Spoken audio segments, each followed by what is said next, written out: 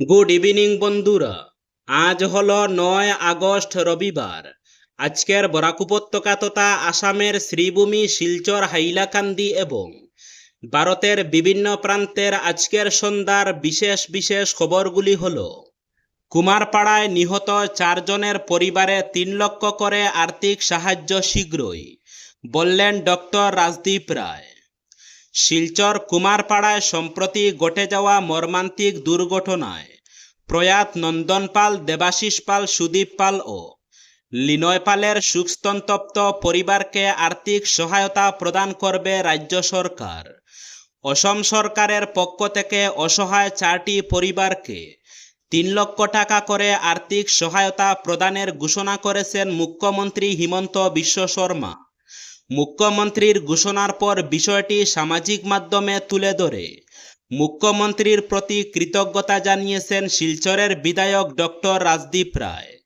বিধায়ক জানিয়েছেন, শনিবার সকালে তাকে ফোন করে মুখ্যমন্ত্রী আর্থিক সহায়তার কথা জানিয়েছেন।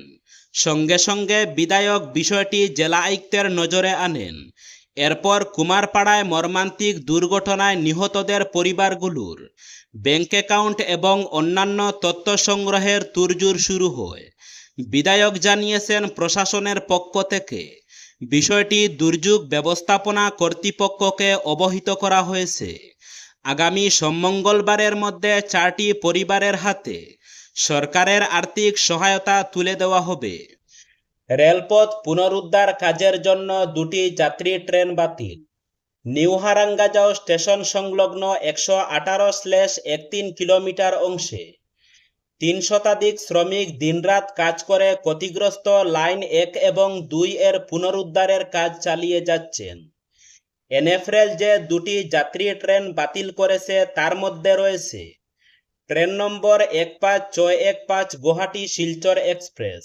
আজ 9 আগস্ট যাত্রা শুরু করার কথা ছিল, ট্রেনটি বাতিল করা হয়েছে। ট্রেন নম্বর 15616 শিলচর গুয়াহাটি এক্সপ্রেস 10 আগস্ট যাত্রা শুরু করার কথা ছিল, এই ট্রেনটিও বাতিল করা হয়েছে। এছাড়া সময় পরিবর্তন করা ট্রেনগুলো হচ্ছে ট্রেন নম্বর 15650 নারেঙ্গি আগরতলা এক্সপ্রেস, আজ 9 আগস্ট যাত্রা শুরু করবে এবং রাত 10টা 30 মিনিটে ছাড়বে।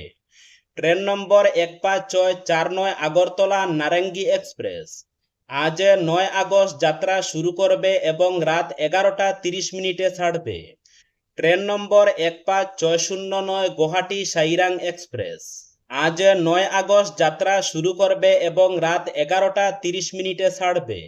ট্রেন নম্বর 15610 সাইরাং গুয়াহাটি এক্সপ্রেস, আজ 9 আগস্ট যাত্রা শুরু করবে এবং রাত 9টা 30 মিনিটে ছাড়বে। ট্রেন নম্বর 15611 রঙ্গিয়া শিলচর এক্সপ্রেস, আজ 9 আগস্ট যাত্রা শুরু করবে এবং রাত 11টা 30 মিনিটে ছাড়বে। ট্রেন নম্বর 15612 শিলচর রঙ্গিয়া এক্সপ্রেস, 9 আগস্ট যাত্রা শুরু করার পরিবর্তে 10 আগস্ট ভোর 5টায় ছাড়বে। ট্রেন নম্বর 01666 আগরতলা রানী কমলাপতি স্পেশাল, আজ 9 আগস্ট যাত্রা শুরু করবে এবং রাত 11টায় ছাড়বে। রামকৃষ্ণনগরে বিজয়ের উদ্যোগে সরকারি চাকরির দৌড়ে বিনামূল্যে কোচিং ও শারীরিক প্রশিক্ষণ শুরু। রামকৃষ্ণনগরের শিক্ষিত ও প্রতিভাবান যুবক যুবতীদের সরকারি চাকরির প্রতিযোগিতামূলক পরীক্ষায় এক ধাপ এগিয়ে দিতে এক বৃহৎ ও সময়োপযোগী পদক্ষেপ গ্রহণ করলেন স্থানীয় বিধায়ক বিজয় মালাকার। অর্থের টানাটানিতে যাতে কোনো মেধাবী চাকরি প্রার্থী স্বপ্নের দৌড় থেকে ছিটকে না পড়েন, সেই উদ্দেশ্যকে সামনে রেখেই প্রজ্ঞা যোজনার আওতায় শুরু হতে চলেছে এক বিশেষ প্রশিক্ষণ কর্মসূচি। এতে গ্রেড 3, গ্রেড 4 এসএসসি, অসম পুলিশ এবং ব্যাংকিং নিয়োগ পরীক্ষার জন্য সম্পূর্ণ নিখরচায় সমন্বিত কোচিং ও শারীরিক প্রশিক্ষণের সুবন্দোবস্ত করা হয়েছে। আগামী 25 আগস্ট থেকে 4 সপ্তাহব্যাপী এই বিশেষ প্রশিক্ষণ শিবির রামকৃষ্ণনগর কলেজ এবং লালাছড়া গ্রাম পঞ্চায়েত কার্যালয়ে একযোগে পরিচালিত হবে। সমগ্র কর্মসূচির পূর্ণ আর্থিক ব্যয়ভার বহন করেছেন বিধায়ক স্বয়ং। এবং পাঠদানের দায়িত্বে থাকছে জাতীয় স্তরের স্বনামধন্য প্রশিক্ষণ সংস্থা টাইমের গুয়াহাটি শাখা। ফলে প্রত্যন্ত এই অঞ্চলের চাকরি প্রার্থীদের আর বিপুল অর্থ ব্যয় করে দূরবর্তী শহরে দৌড়াতে হবে না। বেঙ্গালুরুতে আত্মঘাতী পাতারকান্দির যুবক। দীর্ঘদিনের প্রেমের সম্পর্ককে টানাপোড়েনের জেরে অবশেষে সামাজিক মাধ্যমে আগাম বার্তা দিয়ে বেঙ্গালুরুতে আত্মহত্যা করল পাতারকান্দির এক যুবক। ২০ বছরের এই হতভাগ্য যুবকের নাম প্রদীপ সাঁওতাল। তার বাড়ি স্থানীয় কুকিতল জিপির বড় পুতনিতে। বাবার নাম ভীম সাঁওতাল। হৃদয় বিদারক এ ঘটনা সম্পর্কে মৃতের পরিবার সূত্রে জানা যায়, আর্থিক অভাব অনটনের কারণে জীবিকার সন্ধানে বেঙ্গালুরুতে পাড়ি দিয়েছিল প্রদীপ।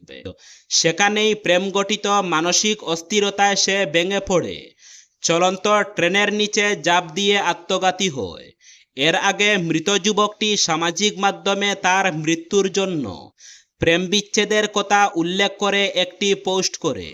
ভারতের প্রথম উড়ন্ত গাড়ি বানিয়ে নজির তরুণের।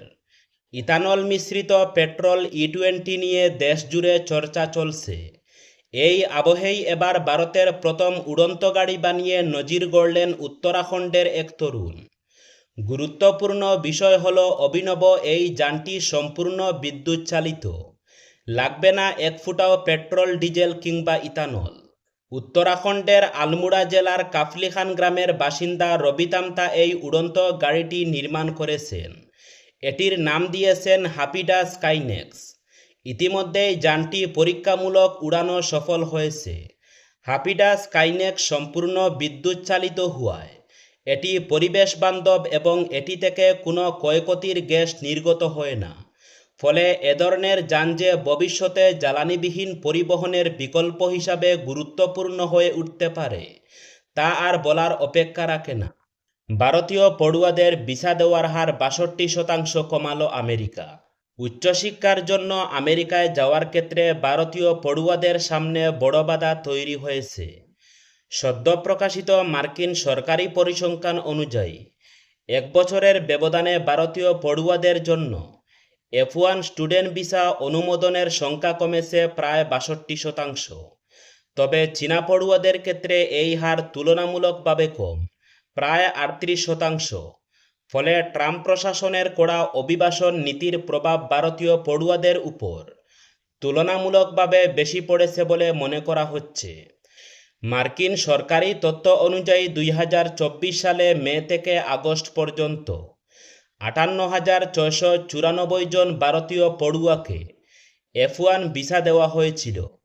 ২০২৫ সালের একই সময়ে সেই সংখ্যা নেমে দাঁড়িয়েছে মাত্র ২২,১৪৯-এ। অর্থাৎ ১ বছরের মধ্যে ভিসা অনুমোদনের সংখ্যা প্রায় ৬২% কমেছে। ত্রিপুরার কৈলাসহর উত্তরাঞ্চলের মাগুরুলি গ্রাম পঞ্চায়েতের ৩ নম্বর ওয়ার্ডের ভারত বাংলাদেশ সীমান্তবর্তী ৪৭ নম্বর গেট সংলগ্ন এলাকায় বিএসএফের গুলিতে এক বাংলাদেশি নাগরিক নিহত হওয়ার অভিযোগ উঠেছে। এই ঘটনাকে কেন্দ্র করে সীমান্ত এলাকায় ব্যাপক চাঞ্চল্য ছড়িয়েছে। প্রাথমিকভাবে জানা গেছে নিহত ব্যক্তির নাম তারা মিয়া, বয়স ৩০। তার বাড়ি বাংলাদেশের দশটেকি এলাকায় বলে জানা গেছে। স্থানীয় সূত্রের দাবি, সীমান্ত দিয়ে পাচারের চেষ্টা চালানোর সময় বিএসএফের গুলিতে তার মৃত্যু হয়। তবে গুলি চালনার প্রকৃত কারণ এবং ঘটনার বিস্তারিত পরিস্থিতি প্রশাসনের পক্ষ থেকে এখনো আনুষ্ঠানিকভাবে নিশ্চিত করা হয়নি।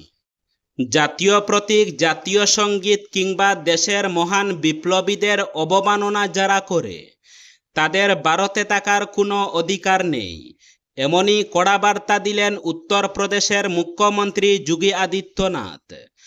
আজ লখনউয়ে ঐতিহাসিক কাকোরি ট্রেন অ্যাকশনের ১০১তম বার্ষিকী এবং আসন্ন স্বাধীনতা দিবস উপলক্ষে আয়োজিত বিশাল তিরঙ্গা যাত্রার সূচনা করে তিনি এই মন্তব্য করেন।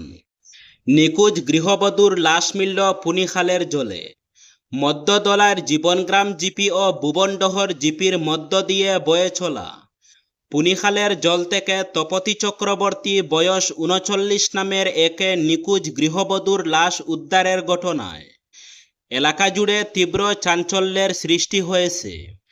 ঘটনাটি ঘটেছে শনিবার দুপুর 2টা নাগাদ ভুবনডহর ফরেস্ট ভিলেজ গ্রাম সংলগ্ন পুনিখালের জলে। উল্লেখ্য, তপতি চক্রবর্তী ভুবনডহর ফরেস্ট ভিলেজ গ্রামের বাসিন্দা রবীন্দ্র চক্রবর্তীর স্ত্রী। শুক্রবার দোলাই থানায় স্ত্রী তপতি চক্রবর্তীর নিখোঁজ সংক্রান্ত মামলা দায়ের করেন রবীন্দ্র চক্রবর্তী।